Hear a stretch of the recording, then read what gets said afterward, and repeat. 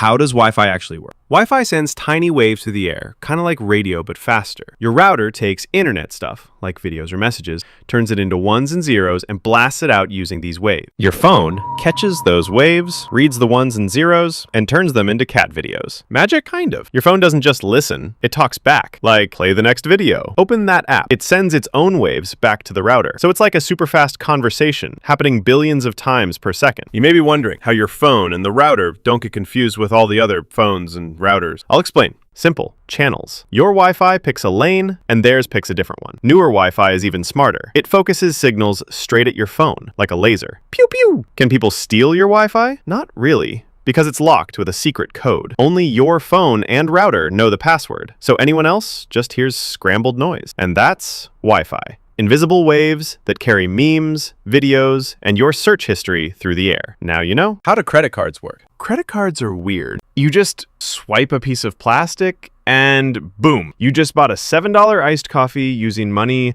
you don't have. How is that possible? Well, a credit card is basically saying, hey bank, spot me $7 real quick. I swear I'll pay you back. And the bank's like, okay, but if you don't, I'm charging you interest and maybe your soul. You're not spending your money, you're borrowing the bank's money and paying it back later. When you tap, swipe, or insert the card, your card sends your card number plus secret chip info to the store's payment system. The store says, hey bank, is this person good for $7? The bank checks your account and says, yep, send it through. Or, nope, decline. Shame them publicly. At the end of the month, your bank sends you a bill for everything you borrowed. If you pay it all back, no problem. If you don't, you pay interest, which is basically a crazy tax for not paying on time.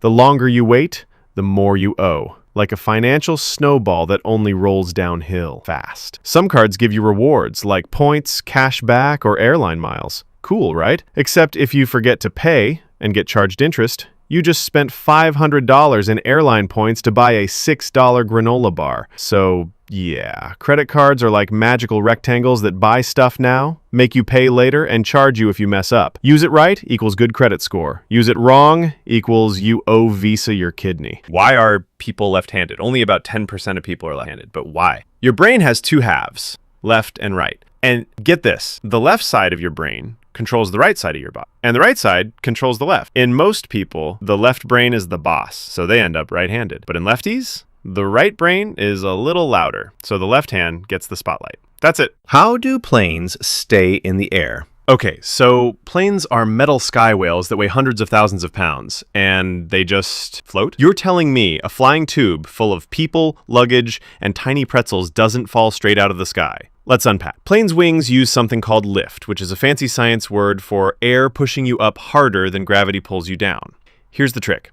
The top of the wing is curved. The bottom is flat. Air moves faster over the top, slower under the bottom. This creates low pressure on top and high pressure underneath. And boom, the plane gets pushed up like a balloon getting punched from below. That's lift, the reason planes yeet themselves into the sky and stay there. The engines, or the giant spinny jet vacuums, create thrust. They push the plane forward really fast. The faster you go, the more air hits the wings, the more lift you get. No speed equals no lift equals metal sky whale becomes metal ground pancake. Planes fly because of four forces. Lift pushes up, weight pulls down, thrust pushes forward, drag tries to ruin your life. Those little flaps on the wings, they move to change how much lift you get. During takeoff and landing, the wings go full transformer mode to stay stable. How do dreams work? Dreams are straight up weird. You go to sleep thinking about breakfast and wake up like, I just gave birth to a dragon on a trampoline while my third grade teacher cheered. How? Why? When you knock out for the night, your body rests, but your brain still cooking. In fact, it goes harder when you're asleep. During a phase called REM sleep, or rapid eye movement, your brain starts lighting up like a Christmas tree on Red Bull. That's when dreams happen. Your brain has a giant simulation engine built in. During REM, it replays memories, smashes random thoughts together, runs fake scenarios, and throws in your ex for no reason. It's like your brain goes, all right, time to test some stuff that makes absolutely no sense. Boom, dream. Scientists don't really know why we dream, but here are the top theories. Memory sorting. Dreams help organize your thoughts like a messy desktop. Emotional therapy. Your brain's like, let's process that trauma by turning it into a talking walrus. Threat practice. Ancient brain says, let's rehearse being chased by tigers, just in case. Honestly, it might be all of them at once, because your brain's logic filter is asleep too. During dreaming, the part that says, that doesn't make sense, is off, so anything goes. You can fly, breathe underwater, or fight dinosaurs with a spoon. Totally normal.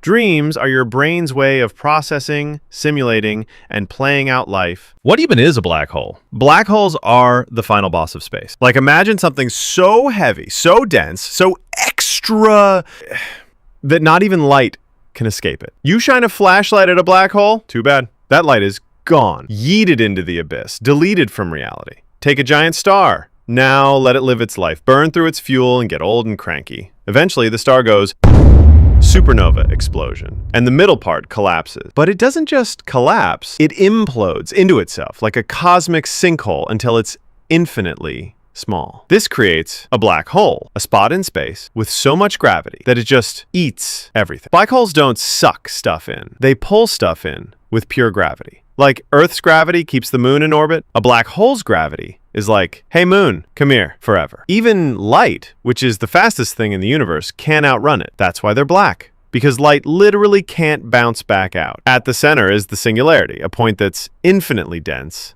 and where physics just gives up. Time, broken. Space, bent, like spaghetti. Your understanding of reality, gone. Surrounding it is the event horizon, the point of no return. Once you cross it, game over. No signal, no comeback, just silence. Black holes are space vacuum cleaners that broke the laws of physics. How do microwaves actually cook food? Microwaves don't heat food like a fire or oven. Instead, they shoot invisible waves called, wait for it, microwaves into your food. These are electromagnetic waves, just like light and X-ray, but chunkier. They specifically target one thing, water. Why? Because water molecules are tiny, weird little dumbbells with a positive side and a negative side, like emotional people. When microwaves hit them, they start vibrating like they just heard a Taylor Swift breakup song, millions of times per second. That movement creates friction, and friction makes heat. Stuff with more water, like soup, heats fast. Stuff with no water, like dry bread, gets weird. Ever microwaved pizza crust? It turns into a tire. That's why. Also, microwaves don't go very deep, only about an inch or two. So that frozen lasagna, yeah, the outside's boiling, but the inside's still an ice cube. You may be wondering, why does the plate spin? Because microwaves bounce around unevenly inside the box. If it didn't spin, half your food would be magma, the other half would still be in hibernation. So that little turntable, it's the real MVP, keeping your food from becoming a crime against God. So yeah, your microwave cooks food by violently shaking water molecules with invisible waves. How does YouTube know what you want to watch? YouTube is scary. You watch one video about raccoons, and suddenly your homepage is like, here's 87 more raccoons. Also, raccoons driving cars. Also, raccoons in space. How does it know? Every time you click, tap, pause, rewind, or cry during a video, YouTube takes notes. What you watched, how long you watched it, what you clicked before and after, whether you liked, commented, or just dipped halfway through. It's not a website. It's a stalker with a clipboard. YouTube's goal? Get you to click and stay. If you click but don't watch for long, no bueno. If you watch forever but didn't click, also meh. But if you click and binge, like it's Netflix in 2013, the algorithm's like, send this person more. Feed them. Your homepage is built by a supercomputer on energy drinks that mixes what you like, what people like you like, what's trending, what you watched 3 years ago at 2 a.m. during a crisis. And yes, it remembers everything. Even that video you regret watching. You know the one. YouTube also compares your habits to millions of other people. If 800,000 people who watched How to Tie a Tie also clicked on How to Adult, YouTube's like, welp, must be related. Recommends it to you instantly. It doesn't know why you want it. It just knows you do. YouTube suggests videos using a brain-melting algorithm, all to keep you watching forever. YouTube doesn't care what you watch. It just wants you to not stop. If you enjoyed this video, YouTube knows you'll like this video right here, so just watch it.